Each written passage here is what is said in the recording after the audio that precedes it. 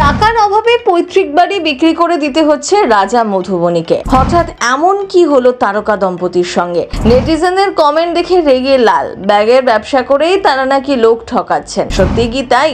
উচিত জবাব দিলেন নায়ক নায়িকা। মধুবনী এবং রাজা তৈরি করা ব্যাগের প্রচার ভিডিওতে ভেসে উঠেছে কটু মন্তব্যের বন্যা। কেউ বলছেন এরা এখন ব্যবসায়ী, আবার কেউ লিখেছেন অভিনেত্রী হয়ে এসব ব্যবসা।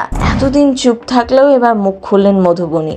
রাগে, হতাশায়, বেদনায় তিনি বললেন, আলু পটল বা মুদির দোকান করলে লজ্জা, কিন্তু নিজের বাবা ঠাকুরদার বাড়ি বিক্রি করতে লজ্জা করে না। সোশ্যাল মিডিয়ায় নিজেদের বক্তব্যের জন্য সমালোচনার শিকার হন অভিনেতা রাজা গোস্বামী, মধুবনী গোস্বামী। কখনো নিজেদের বলা কথা, কখনো আবার নতুন ব্যবসা শুরু করায় নেটিজেনদের কাছে নানাভাবে কটাক্ষের শিকার হন। তবে এসব কোনো কিছুই রাজা মধুবনীর পথে বাধা হয়ে দাঁড়াতে পারেননি, বরং বারবার নিজেদের ব্লগের মাধ্যমে মনের জোর প্রমাণ করে দিয়েছেন। এবার সোশ্যাল মিডিয়া বাঙালিদের ব্যবসা করা মানসিকতা নিয়ে আওয়াজ তুললেন। পৈতৃক বাড়ি বিক্রি করে দিতে পারেন, কিন্তু ব্যাগের ব্যবসা করলেই দোষ। নেটিজেনরা বলেন তারা অভিনেতা অভিনেত্রী হয়ে ব্যাগের ব্যবসা করছেন। অনেকেই কটাক্ষ করতে আসেন, আবার কেউ কেউ বলেন বেশি দামে বিক্রি করছেন। এইবার আসলে ভুলটা ঠিক কোথায় দেখিয়ে দিলেন রাজা মধুবনী। রাজাকে বলতে শোনা যায় টাকার অভাবে পৈতৃক বাড়ি বিক্রি করে দিতে হচ্ছে, তবে এটা আমাদের নয়। আসলে আমরা বহুদিন ধরেই দক্ষিণ কলকাতা একটি বাড়ি কেনার চেষ্টা করছি। আমরা যেখানে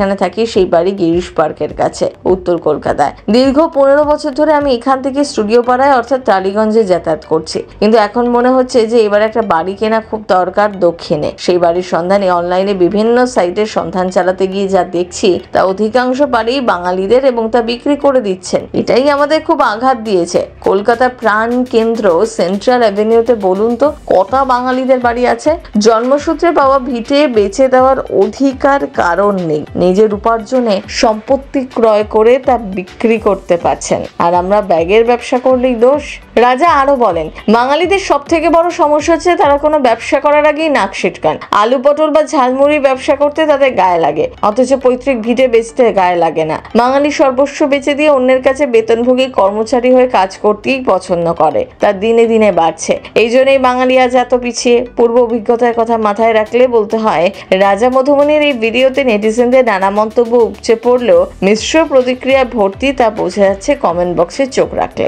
অনেকেই বলছেন তোমাদের এই ভিডিও দেখে আর কথাগুলো শুনে মুগ্ধ হলাম। কেউ বা পাল্টা বলছেন আপনার তো পারিবারিক ব্যবসা, তাহলে সেটা না দেখে অভিনয় কেন করছেন? পুজোর আগেই ব্যাগের ব্যবসা শুরু করেছেন মধুবনী, তা নিয়েও নানা কটাক্ষের শিকার। তবে দমে যাওয়ার পাত্রী তো তিনি নন, পাল্টা জবাবও দিয়েছেন। এবার ফের একবার এই বিষয়ে মুখ খুললেন অভিনেত্রী। প্রথম বাংলা ব্যুরো।